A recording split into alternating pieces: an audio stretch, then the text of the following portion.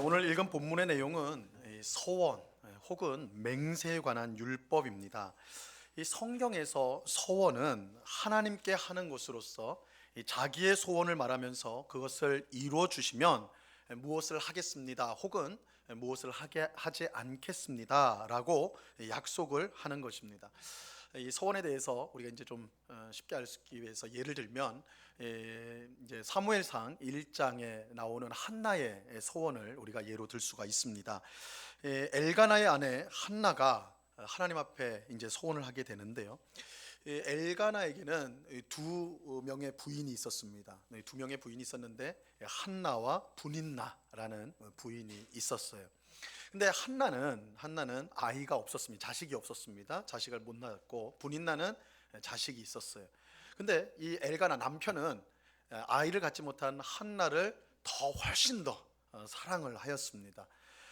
그러니까 분인나 입장에서는 자식을 낳아줬는데도 불구하고 사랑을 받지 못하니까, 그래서 우리가 하는 말로 여자가 한을 품으면 온유월에 뭐가 내려요?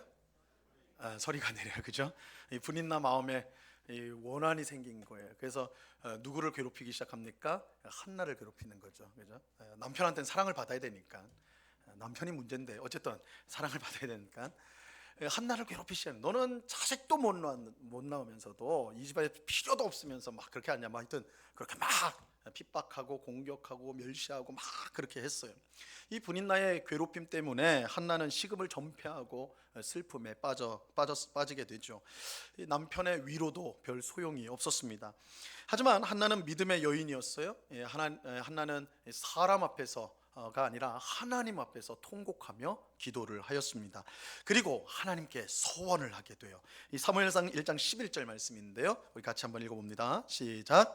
소원하여 이르되 만군의 여호와여, 만일 주의 여종의 고통을 돌보시고 나를 기억하사 주의 여종을 잊지 아니하시고 주의 여종에게 아들을 주시면 내가 그의 평생에 그를 여호와께 드리고 삭도를 그의 머리에 대지 아니하겠나이다. 이 말씀에 보면 이 소원이 무엇인지를 우리가 명확하게 알 수가 있습니다. 먼저 소원은 하나님께 하는 거예요. 소원은 하나님께 하는 것입니다. 한나가 소원할 때 제일 먼저 뭐라고 그래요? 만군의 여호와여, 이렇게 부르죠. 만군의 여호와여. 이 소원은 하나님의 이름을 부르면서 하는 것입니다. 하나님의 이름을 부르며 하나님께 약속을 하는 것이, 이것은 소원이 매우 엄중하다, 소원의 성격이라는 것이 매우 엄중하다라는 것을 알 수가 있습니다. 이 소원은 하나님의 이름을 부르면서 하는 것이기 때문에 만약 소원을 하고 그것을 지키지 않으면, 갚지 않으면 어떻게 되는 거예요? 하나님의 이름을 망령되이 부르게 되는 것입니다. 여기서 이 망령되다라는 말은 성경에서 이제 망령되다라고 번역이 되었는데 헛되이라는 말이에요. 헛되이. 하나님 앞에 소원을 했는데, 약속을 했는데 지키지 않았어요? 그러면 결국 하나님의 이름으로 약속을 해놓고 지키지 않았기 때문에 하나님의 이름을 헛되이 부르게 되는 것이죠. 그런데 성경은 하나님의 이름을 이처럼 망령되이 혹은 헛되이 부르는 것이 십계명의 제3계명을 어기는 죄가 된다라고 분명하게 말씀하고 있죠. 그래서 이 소원을 하나님 앞에서 한다, 하나님의 이름으로 한다라는 것은 이 하나님의 이름으로 하는 것이기 때문에 그 성격이 매우 엄중하다라고 할 수가 있습니다. 자, 이처럼 소원을 할 때 하나님의 이름을 부르는 후에 이제 하는데, 그 다음에는 자기의 소원을 아뢰게 됩니다. 한나의 경우는 아들을 주십시오가 내용이에요. 아들을 주십시오. 이 소원을 아뢰는 것이었습니다. 그리고 이어서 하나님이 만약 소원을 이루어 주신다면 무엇을 하겠습니다 혹은 무엇을 하지 않겠습니다 약속을 하는데, 한나의 경우에는 아들을 주신다면 그 아들을 하나님께 다시 바치겠습니다. 하나님 앞에 드리겠습니다. 그 아들의 머리에 삭도를 대지 않겠다 그러는데, 이 삭도는 칼이에요. 칼을 대지 않겠다, 머리 자르지 않겠다는 것인데, 이 머리를 자르지 않겠다는 말은 구약 성경에서 하나님께 온전히 바쳐지는 사람, 이 나실인이라고 불러요. 하나님께 바쳐진 사람을, 내 아들을, 하나님이 아들을 주신다면 내 아들을 하나님께 바치되 정말 온전히 하나님께 바쳐진 사람인 나실인으로 드리겠습니다, 이렇게 약속을 하는 것입니다. 자, 이게 이제 전형적인 성경의 소원이에요. 하나님의 이름을 부르고 자신의 소원을 아뢰고 그 소원을 주실 때 내가 무엇을 하겠습니다 혹은 무엇을 하지 않겠습니다 약속하는 것입니다. 자, 여기서 주목해야 될 사실은 소원은 강제나 의무로 하는 것이 아니라 철저히 자원해서 하는 것이라는 거예요. 이 소원은 자원해서 하는 거예요. 누가 시켜서 억지로 마지못해서 할 수 있는 것이 아니고, 해야 되는 것이 아니고, 자기가 원해서 철저하게 자원해서 하는 것이 소원입니다. 그렇기 때문에 소원을 했다면 반드시 지켜야 됩니다. 누가 억지로 해서 한 것이 아니고 스스로 결정한 일이기 때문에 반드시 지켜야 되는 거예요. 자, 이것이 오늘 우리가 읽은 이 신명기 본문이 강조하는 내용입니다. 자, 오늘 본문 21절 말씀을 보시기 바랍니다. 21절 같이 읽습니다. 시작. 내 하나님 여호와께 소원하거든 갚기를 더디하지 말라. 내 하나님 여호와께서 반드시 그것을 내게 요구하시리니 더디면 그것이 내게 죄가 될 것이라. 하나님께 소원을 했다면 약속한 것을 반드시 지켜야 되고, 그걸 더디하면 안 된다. 더디하면 뭐가 돼요? 죄가 된다라고 말씀하고 있어요.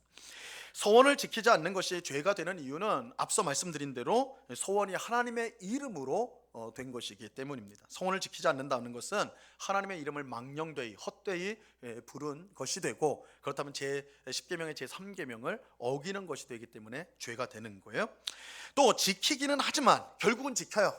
결국은 지키는데 계속 미루는 거예요. 더디게 계속 미룬다. 이렇게 미루면 그것 또한 죄가 될 수가 있습니다. 그러니까 소원을 갚을 수가 있는데, 지금 할 수가 있는데 그걸 갚지 않고 계속 미루는 거, 결국은 하겠지만 그런데 이렇게 미루는 것도 죄가 될 수가 있어요. 그 이유는 그 사람 마음에 있는 교만 때문입니다. 이 교만은 하나님보다 자신을 높이는 걸 말해요. 하나님보다 자기를 더 지혜롭다고 생각하는 것이 교만입니다. 이 소원한 것을 더디게 지키는 것은 하나님께 소원한 것을 우선순위에서 뒤로 미뤘다라는 거예요. 그죠? 뒤로 미룬 거예요. 자기가 생각할 때 하나님께 소원한 것을 지키는 것은 지금 당장 안 해도 되는 거예요. 더 급한 일이 있어, 내가 볼 때는. 그래서 더 급한 일을 하니라고 하나님께 소원한 일을 뒤로 미루는 것이죠. 이거는 하나님보다 자기가 더 지혜롭고 똑똑한 것으로 생각하는 이 교만한 마음에서 이러한 일들이 일어나게 되는 것입니다. 이 교만은 하나님이 가장 싫어하는 것이고 또한 모든 죄의 뿌리가 되는 것입니다. 그래서 소원한 것을 더디게 지키는 것은 그 자체로도 죄가 될 수 있다, 이렇게 말하고 있는 것입니다. 이처럼 소원한 것을 지키지 않거나 더디게 지키는 것이 죄가 될 수 있기 때문에 소원은 매우 신중해야 돼요. 소원을 할 때 매우 신중해야 돼요. 그리고 일단 진짜 소원을 했다면 반드시 지켜야 합니다. 반드시 지켜야 돼요. 만약 소원을 지킬 자신이 없다면 아예 해서는 안 돼요. 아예 해서는 안 됩니다. 소원은 자원해서 하는 것이므로 하지 않으면 죄를 지을 일도 없어요. 이게 오늘 본문에서 말하는 거예요. 22절 말씀입니다. 22절 같이 읽습니다. 시작. 내가 소원하지 아니하였으면 무죄하리라. 그러나 이렇게죠. 소원하지 않으면 죄가 없어요. 소원이란 것은 네가 소원해라 하나님께서 명령하거나 이런 게 아니고, 다른 사람들이 소원해라 이래서 되는 게 아니고 자기가 스스로 하는 거예요. 그렇기 때문에 소원을 하지 않으면 죄를 지을 염려도 없습니다. 그러므로 소원을 할 때 매우 신중하게 해야 된다는 것이죠. 그리고 일단 소원을 했다면 반드시 지켜야 됩니다. 자, 오늘 본문 23절입니다. 23절 같이 읽습니다. 시작. 내 입으로 말한 것은 그대로 실행하도록 유의하라. 무릇 자원한 예물은 내 하나님 여호와께 내가 소원하여 입으로 언약한 대로 행할지니라. 이 소원이라는 것은 누가 시켜서 한 것이 아니고 자원하여서 자신의 입으로 내뱉은 것이기 때문에, 그것도 하나님의 이름으로 그렇게 말한 것이기 때문에 소원했다면 반드시 지켜야 된다. 이것이 성경의 가르침이에요. 그렇지 않으면, 소원했는데도 지키지 않으면 그것이 죄가 된다라고 말씀하고 있습니다. 그래서 다윗은 시편 15편에서 주님의 집에 머무는 자가 누구냐 이렇게 물으면서, 이 주님의 집에 머무는 사람이 누구예요? 하나님의 사람이잖아요. 하나님의 사람이 누구냐 이 질문하고 똑같은 거죠. 그러면서 여러 가지 얘기를 해요. 하나님의 사람은 이런 사람이다 이렇게 이제 설명하다가 그 중에 하나가 해로울지라도 소원한 것을 반드시 지키는 사람이다 이렇게 말합니다. 시편 15편 3절입니다. 그의 눈은 망령된 자를 멸시하며 여호와를 두려워하는 자들을 존대하며, 보세요, 그의 마음에 소원한 것은 해로울지라도 변하지 아니하며. 이게 하나님의 사람이라는 거예요. 하나님의 사람은 소원을 했다면 아주 신중하게 소원을 했다면 반드시 지키는데, 그것이 내게 손해가 되고 해로움이 된다 할지라도 내가 소원을 했기 때문에 지켜야 한다는 것입니다. 자, 가령 한나를 한번 생각해 볼까요? 하나님께서 한나의 소원을 받으셔서 아들을 주었다고 생각해 보세요. 사실 실제로 아들을 주셨죠. 사무엘. 한나의 소원을 하나님 기쁘게 받으시고 아들을 주셨어요. 근데 아들을 주신다면 한나는 어떻게 해야 됩니까? 그 아들을 하나님께 바쳐야 돼요. 그죠? 자기가 그렇게 소원을 했잖아요. 하나님께 다시 바쳐야 됩니다. 그것도 나실인으로, 하나님의 사람으로, 완전한 하나님의 사람으로, 거룩한 사람으로 바쳐야 되는 거예요. 근데 이제 우리가 흔히 하는 말대로 이런 말 우리 하지 않습니까? 사람이 화장실 들어갈 때와 화장실 나올 때 마음이 다르다고 하잖아요. 그죠? 화장실을 가려고 할 때는 엄청 조급하죠. 그죠? 세상에 이 생각이 마비가 되면서 어쨌든 화장실을 찾아야 되겠다. 막 그 보이는 게 없어요. 화장실 그것만 보여. 그죠? 근데 화장실 나올 때는 어때요? 이제 이성이 돌아오고 여유가 생기면서, 그죠? 생각을 할 수가 있게 되는 거예요. 그러니까 이 소원도 내가 지금 급해요. 아주 위급한 일이야. 반드시 돼야 되는 일이야. 그래서 소원을 해요. 근데 막상 그 소원대로 이루어져요. 하나님께서 이루어 주셨어요. 그럼 그 마음이 어떻게 돼? 그 전의 마음과 완전히 다를 수가 있다는 것이죠. 한나의 경우에는 아들을 구하기 전에 어떤 상태였습니까? 자식이 없어가지고 온갖 핍박과 멸시와 그저 괴롭힘을 엄청 당했단 말이에요. 통곡하며 눈물로 기도하면서 얻은 아들이야, 사실은. 그런데 하나님이 이뤄주시면 어떻게 해야 돼요? 하나님께 다시 드려야 되는 거예요. 다시 돌려줘야 되는 거예요. 여러분, 보통 사람이라면 이런 경우 어떻게 하겠습니까? 어떻겠어요? 엄청 후회하겠죠. 엄청 후회하겠죠. 그리고 자기 입을 막 때리면서 내 입이 방정이지 뭐 이러지 않겠어요? 야, 이건 내가 소원하지 않았더라도 이거 때가 되면 하나님 주셨을 것 같은데 내가 괜히 섣불리 이거 해가지고 이 귀하게 얻은 아들을 다시 하나님 앞에 다시 드려야 된다니, 떠내보내야 된다니, 야, 이거 어떻게 하나, 큰일 났다. 그죠? 그래서 또 그때부터 또 이제 또 잠 못 이루면서, 그죠? 후회의 밤, 내가 내 입이 방정이지, 내가 왜 그때 성전 가가지고 예배당 가서 그렇게 기도했을까, 막 이럴 거 아닙니까? 그죠? 보통 그럴 거라고. 물론 한나는 믿음의 여인이었어요. 그는 소원한 대로 하나님께서 주신 사무엘 아들을 하나님께 바쳤습니다. 자, 하지만 이런 경우 이제 소원을 더디게 지키거나 혹은 아예 지키지 않는 경우들이 더 많을 것 같아요. 그렇죠?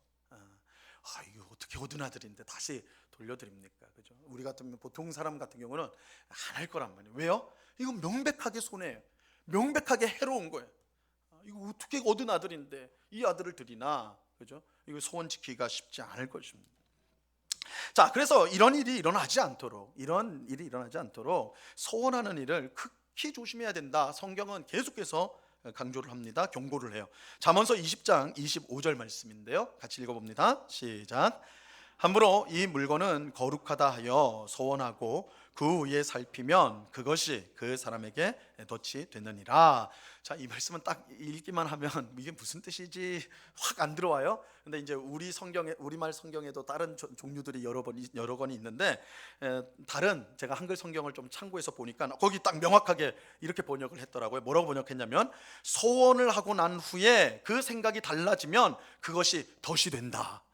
딱 이러니까 확 받아지죠. 섣불리 소원한 거, 그래서 지키지 못한 것이 어떻게 된다고요? 내게 복이 아니라 오히려 덫이 된다는 거예요. 내 인생을 잡는, 내 인생을 넘어뜨리는 덫이 될 수도 있다. 소원이라는 것이 그렇게 될 수도 있다라는 거예요. 그러므로 우리는 하나님께 소원할 때 극히 신중해야 돼요. 극히 신중해야 됩니다. 아무리 간절한 소원이라도 함부로 소원하면 안 됩니다. 일단 우리 입으로 소원한 것이 있다면 반드시 지켜야 돼요. 그렇지 않으면 소원이 죄가 되고 하나님의 진노가 우리에게 임하게 될 것입니다. 자, 하지만 우리가 이렇게 이제 신중하고 또 신중, 우리가 늘 매주 설교를 듣잖아요. 매주 설교 들으면서 이렇게 살면 안 됩니다, 이렇게 하십시오 하지만 우리가 평생 설교 들어도 하지 말라는 건 더 하고 싶은 게 우리들이에요. 그죠? 그래서 잘못된 신중하게 소원해야 됩니다 하지만 우리의 미련함과 어리석음 때문에 잘못된 소원을 할 때가 분명히 있다라는 것이죠. 그죠? 잘못된 소원을 할 때가 있어요. 자, 만약에 그렇다면 잘못된 소원을 하면 어떻게 해야 되느냐? 이 잘못된 소원이라도 무조건 지켜야 하느냐, 이 문제가 생길 수가 있습니다. 제가 만난 분 중에 한 분이요, 이분이 어렸을 때 소원을 했어요. 뭘로 했냐면 자기가 선교사로 나가겠습니다, 이 소원을 한 사람이 있어요. 근데 그것을 지키지 못해가지고 수십 년을 그 마음의 짐을 갖고 산 분이 있었어요. 그 얘기를 했었거든요. 저희가 이제 1980년대 90년대는 한국 교회 완전히 부흥기 전성기였습니다. 그런데 1990년 되면서 해외 여행이 자유화가 돼요.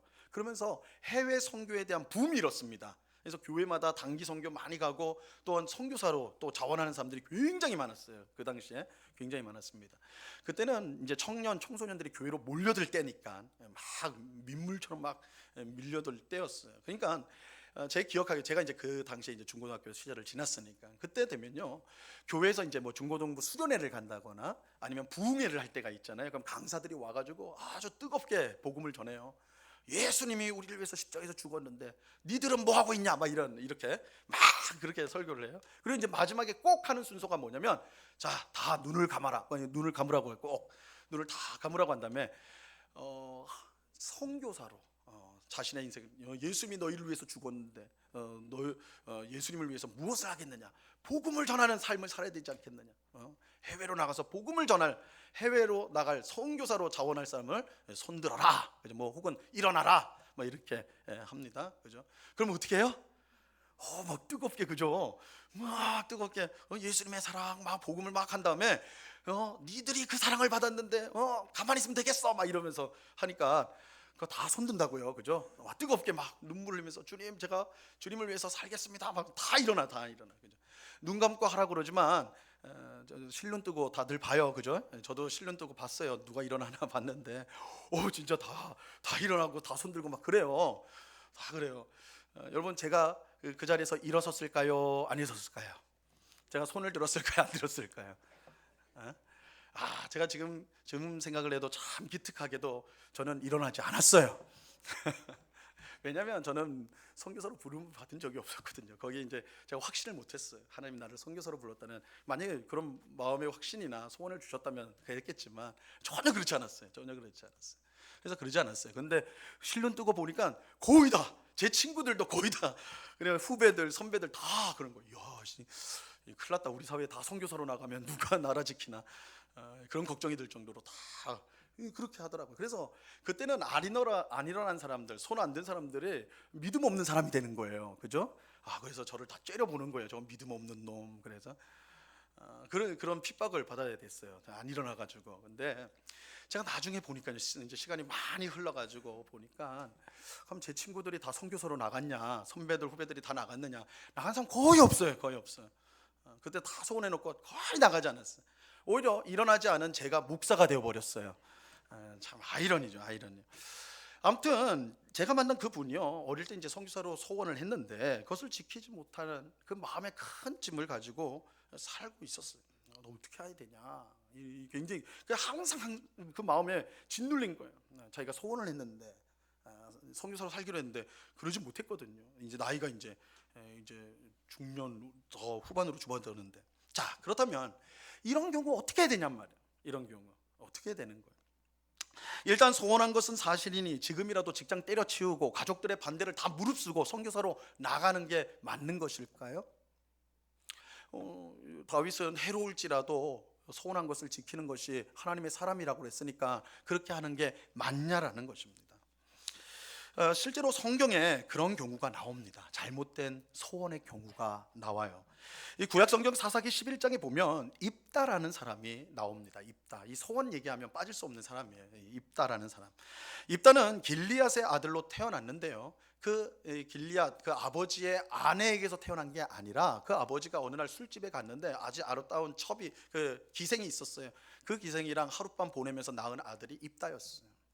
그러니까 이 입다는 길리앗 그 아버지 집에서는 살았지만 그 아내에게서 낳은 그 아들들하고는, 형제들하고는 어머니가 다르잖아요. 얼마나 핍박을 많이 받았겠어요. 홍길동 비슷하게 된 거죠.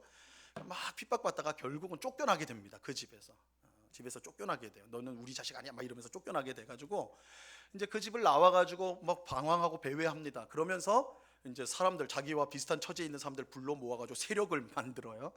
근데 그 당시에 이스라엘이 어떤 상황이었냐면 암몬이라는 나라가 이스라엘을 호시탐탐 노리고 침략을 해서 굉장히 위기에 빠졌어요. 문제는 그것을 이제 군사를 이끌고 싸워야 되는데 군대 지휘관이 없었어요.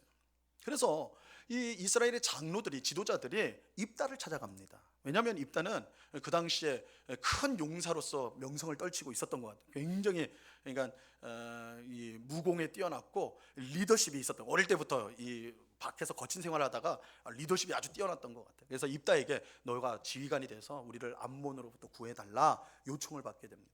그러니까 입다가 조건을 발휘해요. 내가 당신 지휘관을 될 텐데 그러면 나한테 조건이 있다. 뭐냐?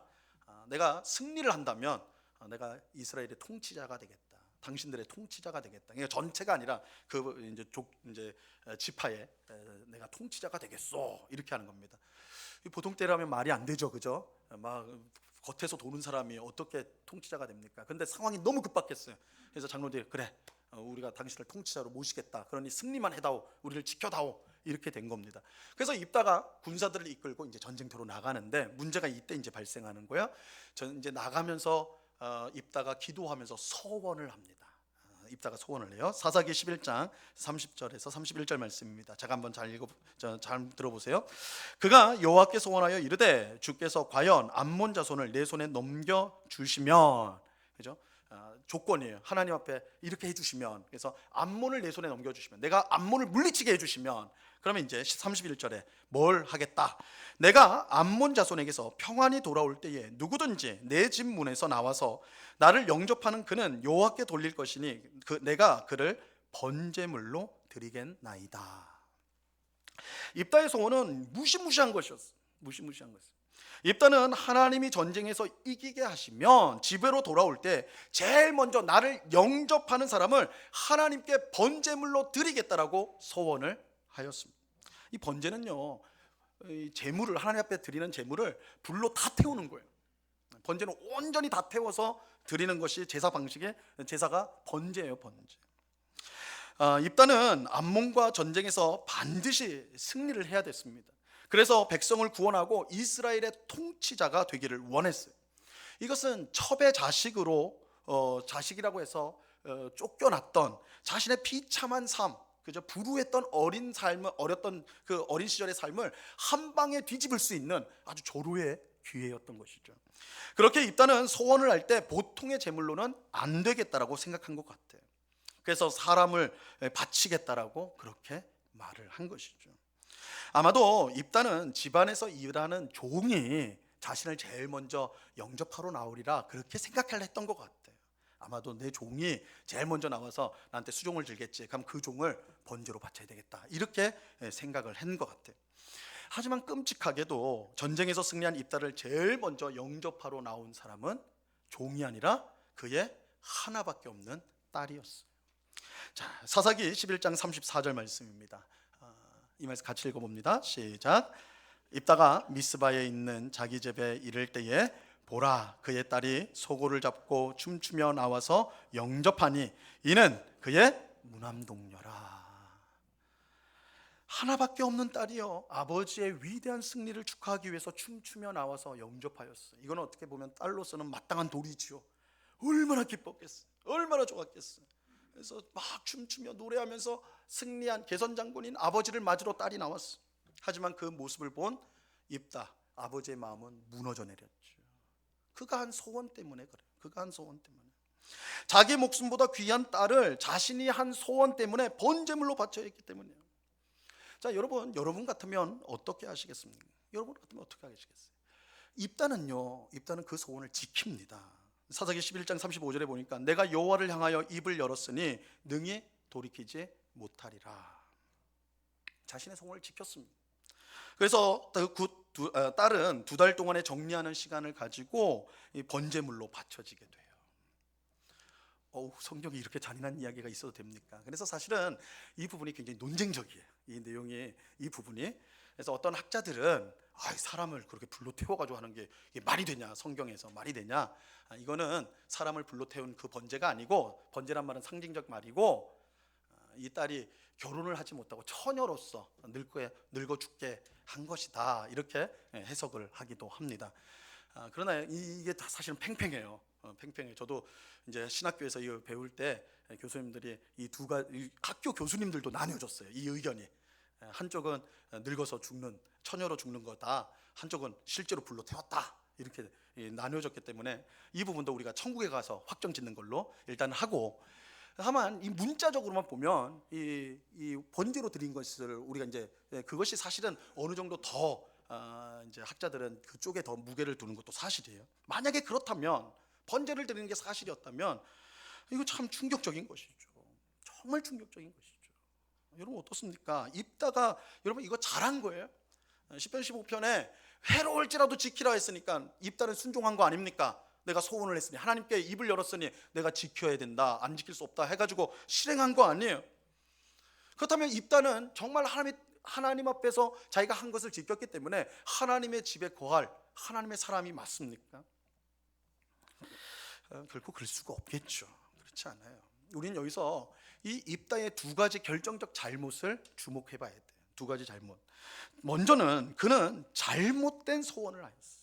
애초에 잘못된 소원을 한 것입니다.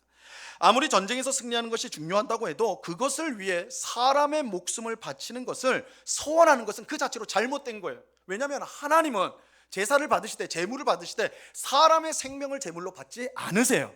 인신제사는 성경에 하나님께서 절대 허락하시는 것이 아닙니다.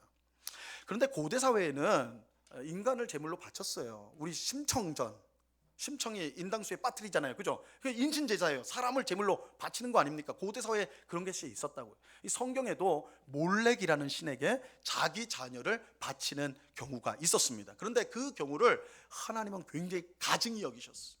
그렇게 이스라엘 백성이 만약 그렇게 한다면 그거는 나를 욕보이는 것이다, 이렇게 엄하게 말씀하세요. 레위기 18장 21절 말씀입니다. 같이 읽어봅니다. 시작.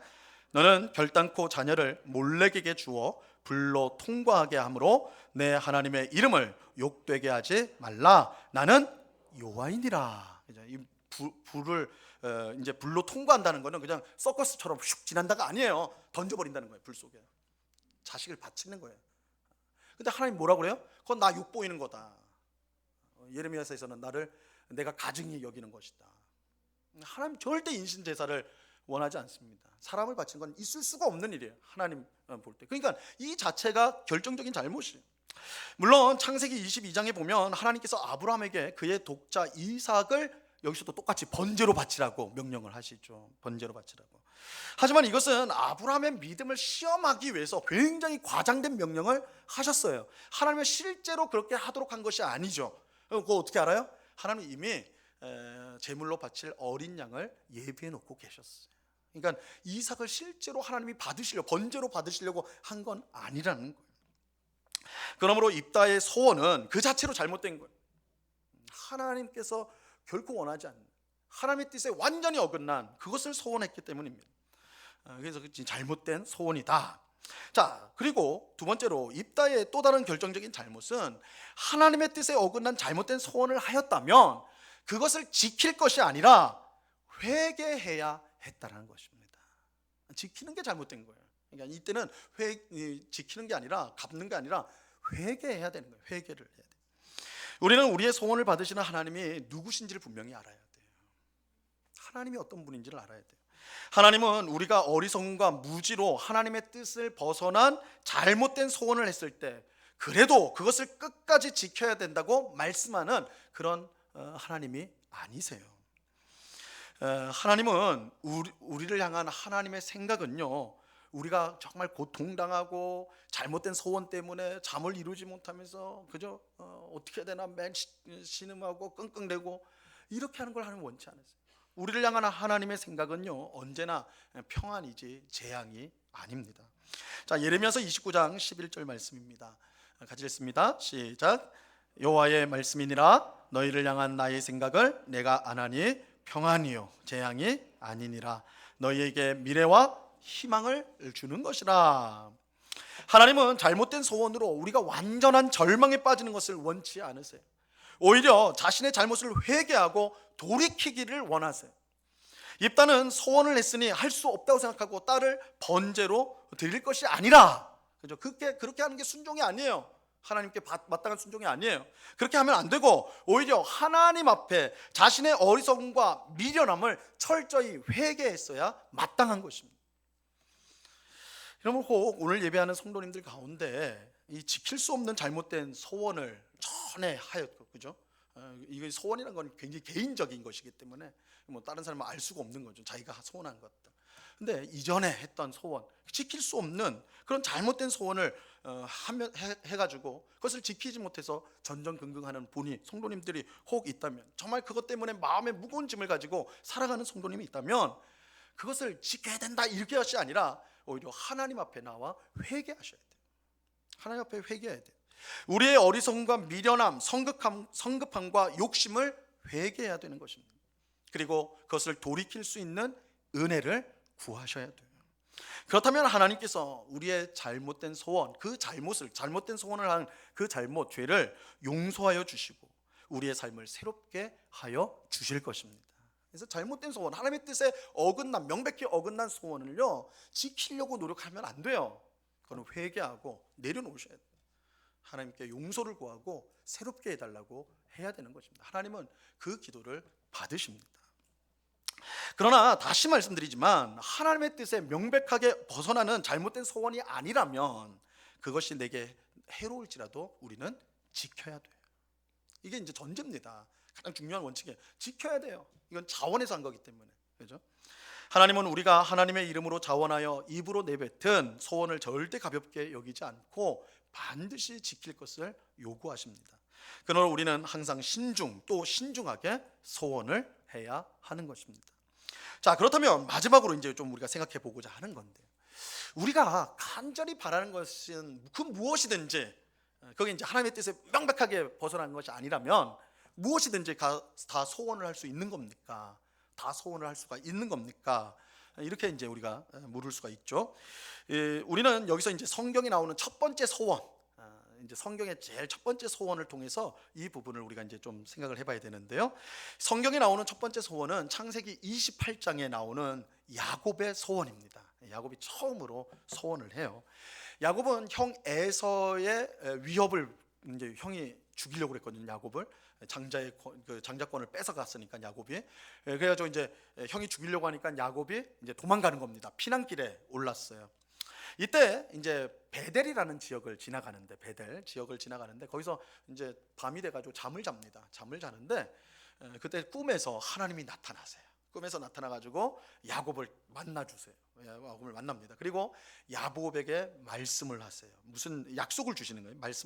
약속을 주시는데 뭐라고 그러냐면, 가나안 땅을 너와 내 후손에게 줄 것이다. 이렇게 하면서 내가 너와 함께 있어서 어디로 가든지 내가 지켜주고 결국은 다시 이 땅에 돌아오게 하겠다. 이렇게 말씀을 해주세요. 하나님 먼저 나타나가지고 야곱에게 이 말씀을 하셨어요. 이거는 이제 아브라함에게 주신 약속이기도 하고, 지금 이제 야곱이 가나안 땅을 떠나서 도피하는 거거든요. 외삼촌 집으로. 근데 가면 언제 올지 모르잖아요. 그죠? 하나님이 내가 너와 함께 해서 결국은 너를 데리고 올 거야. 이렇게 약속하고 말씀해 주셨습니다. 잠에서 깬 야곱이요, 하나님 앞에 소원을 하게 됩니다. 그 꿈을 이제 보고 이제 소원을 하게 되는데 이 야곱의 소원한 내용을 우리가 주목을 해야 돼요. 뭐라고 소원하는지 잘 들어보세요. 하나님이 나와 함께 계셔서 내가 가는 길에서 나를 지키시고 먹을 떡과 입을 옷을 주시어 평안히 아버지의 집으로 다시 돌아오게 해주시면 하나님을 나의 하나님으로 섬기고 내게 주신 모든 것에서 11조를 드리겠습니다. 이렇게 소원을 하게 됩니다. 자, 여러분 보세요. 야곱이 소원한 내용이 어디서 많이 들어본 거죠?